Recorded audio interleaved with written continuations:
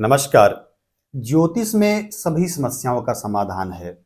इसमें रोग के बारे में भी बताया गया है। ज्योतिष के जो योग हैं, उसमें कुछ योग स्त्री और पुरुष दोनों पर अलग-अलग तरह से काम करते हैं। इसलिए यदि कोई व्यक्ति जीवन के किसी भी पड़ाव में हो, किसी रोग से ग्रसित हो जाए, जहां पर कोई भी उपचार व्यर्थ ही सिद्ध हो रहा हो, तो उसे ऐसे में भटकने के बजाय अपनी जन्म कुंडली के ग्रह दशाओं तथा योगों का अध्ययन करके उससे जानना चाहिए कि यह रोग क्यों हुआ है और उसका उपाय करना चाहिए। जो बुद्धिमान लोग हैं वो बीच बीच में अपनी जन्म कुंडली का विश्लेषण अवश्य कराते हैं, जिससे आने वाले कष्टों के बारे में उन्हें पता चल जाता है, जिसका उपाय करके उस कष्टों को कम कर लेते हैं। आज हम लोग बात करेंगे स्त्रियों के रोग के बारे में, यानी किसी स्त्री विशेष को किस तरह से कोई रोग पीड़ित करेगा, इस बारे में हम लोग समझते हैं। पंचम भाव संतान का भाव है।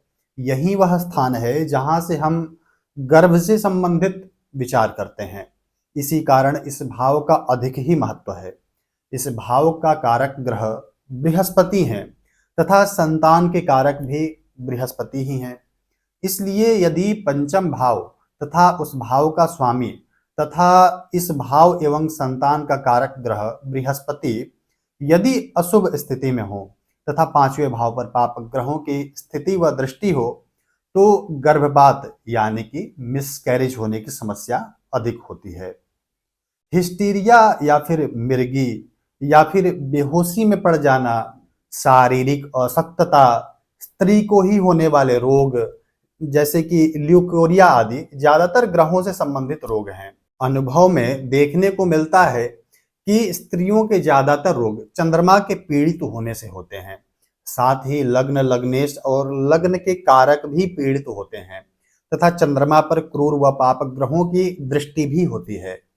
मंगल शनि की युति दृष्टि, छठे भाव की कमजोरी से भी रोग जन्म लेते हैं। ऐसे में स्त्री विशेष की जन्म कुंडली का गहन परीक्षण करने के बाद ही किसी निष्कर्ष पर पहुंचा जा सकता है और इस समस्या का निदान किया जा सकता है। स्त्रियां ज्यादा संवेदनशील होती हैं, जिसका मुख्य कारण चंद्रमा है, जो कि स्त्री कारक ग्रह है। लेकिन जिस भी स्त्री का योग कारक चंद्रमा पाप प्रभाव और अशुभ दृष्टि से युक्त होता है तथा बलहीन होकर के षष्ठ, अष्टम या फिर द्वादश भाव में मौजूद हो, तो ऐसे में उसकी संवेदनशीलता का स्तर भी नकारात्मक रूप से प्रभावित होने लग जाता है।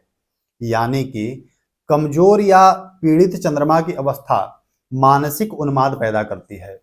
जन्म कुंडली के अनुसार यदि चंद्रमा क्रूर व पापी ग्रहों जैसे कि शनि, मंगल, राहु, केतु आदि से पीड़ित हो, तो स्त्री को मासिक धर्म से संबंधित समस्याओं का सामना करना पड़ता है। ऐसे ग्रहों के योग मानसिक उत्ताप, चिंता, अवसाद, चिड़चिड़ापन, क्रोध आदि लक्षण को खुलकर के सामने लाते हैं।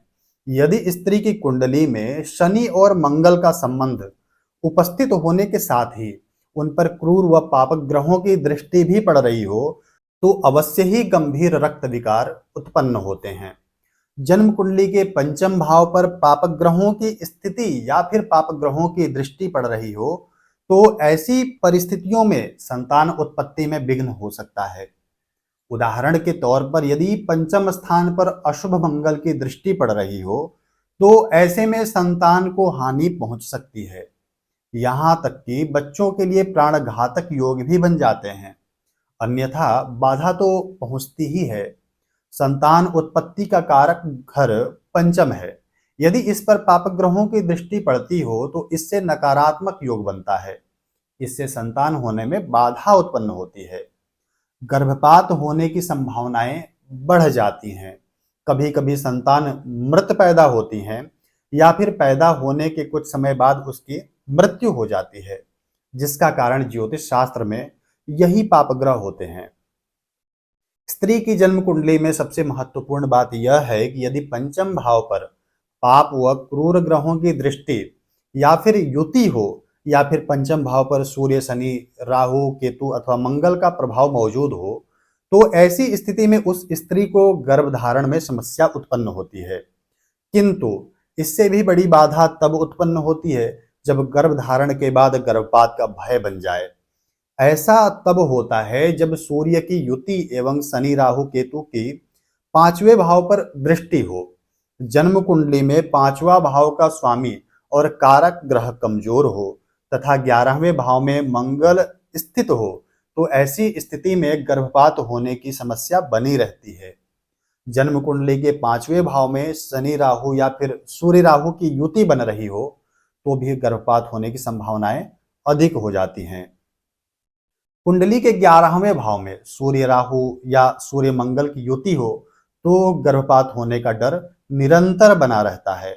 जन्म कुंडली के पांचवें भाव में शनि राहु की युति संतान होने में बाधा करने वाली होती है। कुंडली के पांचवें भाव में राहु, 11वें भाव में सूर्य और दूसरे भाव में मंगल हो तो फिर गर्भपात होने की समस्या बनी रहती है। बृहस्पति ग्रह का नीच अस्त व कमजोर स्थिति में होना संतान बाधा का कारण बनता है। जब पांचवें भाव में सूर्य शनि की युति हो तथा राहु व केतु की पांचवें भाव पर दृष्टि हो तो ऐसी स्थिति में गर्भपात की समस्या बनी रहती है। पांचवें भाव का स्वामी और पांचवें भाव का कारक ग्रह कमजोर होने पर संतान बाधा देता है। राहु मंगल की पांचवें भाव पर दृष्टि हो, ऐसी स्थिति में गर्भपात का डर निरंतर बना रहता है। कुंडली का पांचवा भाव पापक्रांत हो और पांचवें भाव पर पाप ग्रहों की दृष्टि हो तथा पाप युत भी हो तो गर्भपात की समस्या अधिक रहती है। यदि आपके जन्म कुंडली में ऐसा योग है या फिर आप इस परिस्थिति से गुजर रहे हो तो आप ऊपर दिए नंबर पर फोन करें और चैनल पर नए हैं तो इसे सब्सक्राइब करें, जिससे आने वाले वीडियो जो आपके लिए लाभकारी होते हैं आपको तुरंत मिल जाया करें। ओम नमः शिवाय।